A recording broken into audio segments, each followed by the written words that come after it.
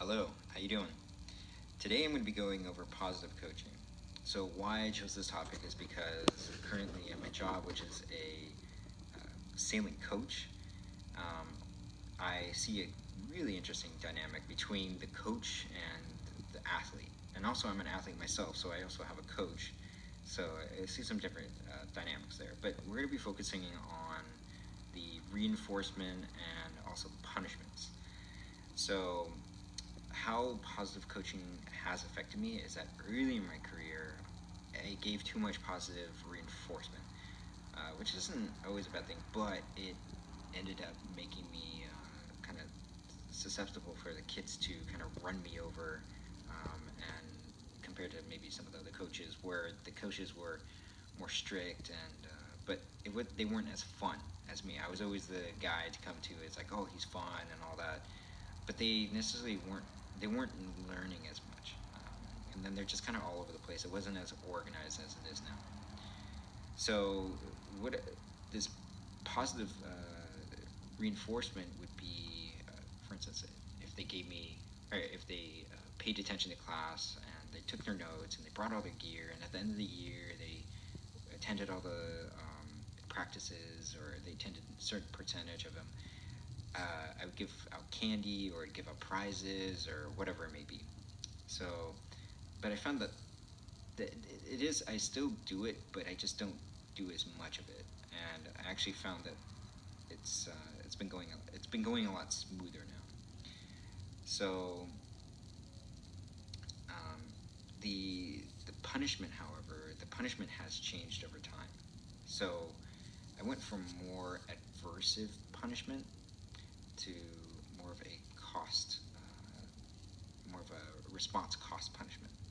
So the adversive punishment was not very successful because I, they didn't see that I cared about them as much as I wanted them to. So what I mean by caring about them is that when they come to practice, I would say hi, all that, but then over time, they just they didn't really see uppity about like, oh, there's Julian, the coach, we're gonna learn a lot today, all that. But they're more interested in like playing with each other and while they're rigging their boats, putting it all together and then gonna put it in the water. They play around and all that. So I had to actually do more adversive punishment, which was not fun for me at all. It was just a waste of time.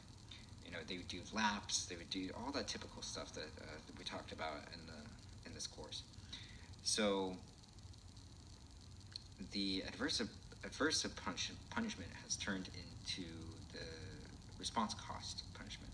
So, for instance, if they don't do something good, then I've been, taking away time from sailing or whatever it may be, and that's actually worked a lot better.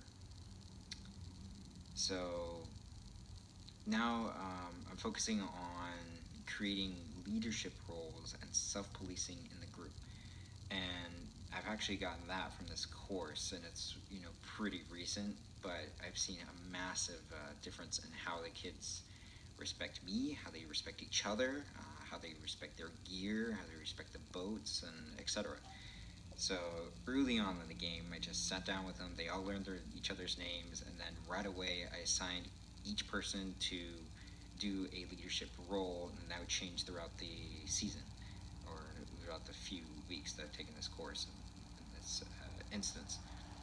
And now they're all best friends, so it's great. So I see how that can work really well. I've done it a little bit in the past, but it's this was just full on. Goal is to have almost every kid be a leader each week. So it was about 6 weeks long. So now I'm going to go into the interview with the.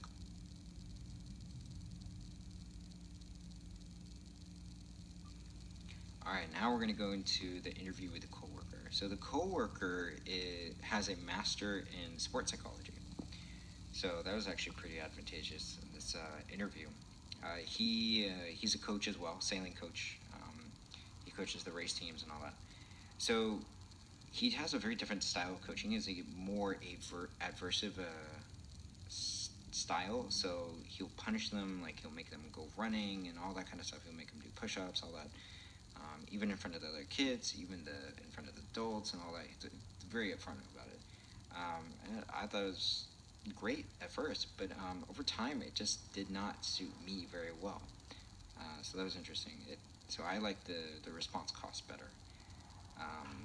So also on the water, he's yelling a lot and all that, and I think it's just too much for the kids. I mean, they aren't going to the Olympics like right now, at least. I mean, hopefully someday, great, but they're not at that level. So he's actually an Olympic coach. So, but he's he's here taking his degree and all that kind of stuff. So yeah, the kids just aren't ready for that. But I have noticed one big difference between my style and his style is that at the end of the day, when things still need to get done, there's a lot of yelling from him to get things done. While me, I'm just relaxed and just kind of just watching and making sure they don't get hurt or anything like that. So this is kind of called when the cat is gone, the mice will play. So, they'll go have fun. They're kids, they're going to have fun. So, anyways, now I'm going to go into the interview. All right, the Q&A of the interview.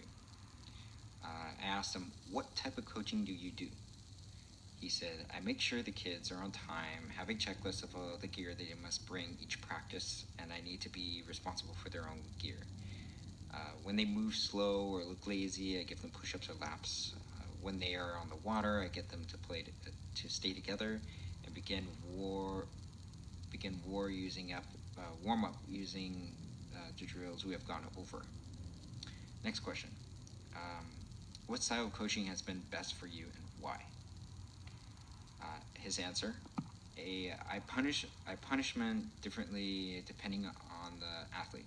Sometimes it can be the laps, or other times it will be practice time taken away from them.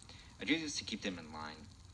Also have a long one-on-ones to ensure they understand and that they see I care about them. I think that was really good. All right, and then the last question, do you coach different age groups differently, even if they are at a similar skill level and skill? Yes, the younger ones I'm less harsh than the teenagers because they just can't handle the yelling as much as the teenagers. All right. Next, the studied areas of positive coaching. So, punishments. Judwin said, when you punish your people for making a mistake or failing short of a goal, you create an environment of extreme caution. That's really interesting. I can see how that's goes hand in hand with the coaching that I do, and see how that doesn't work. The punishing people can really create fear, and that doesn't work. It doesn't work at all. At least, especially with kids. It just doesn't work. And also, research has shown that athletes with high fear of failure are more willing to drop out, especially early on, when they can do other sports. I mean, why not? So, and sailing is a very difficult sport. There's a lot that needs to go into it, but yeah. So, next thing is the response cost versus aversive stimulation in suppressing an unwanted behavior. Response cost was found to be more effective based on this one study. So, I mean, I can already see how that's more effective, but it's good to see that there's at least one study that I found that supports that. All right, that about wraps it up for positive coaching. There's plenty more to be said, but yeah, it was a good learning experience.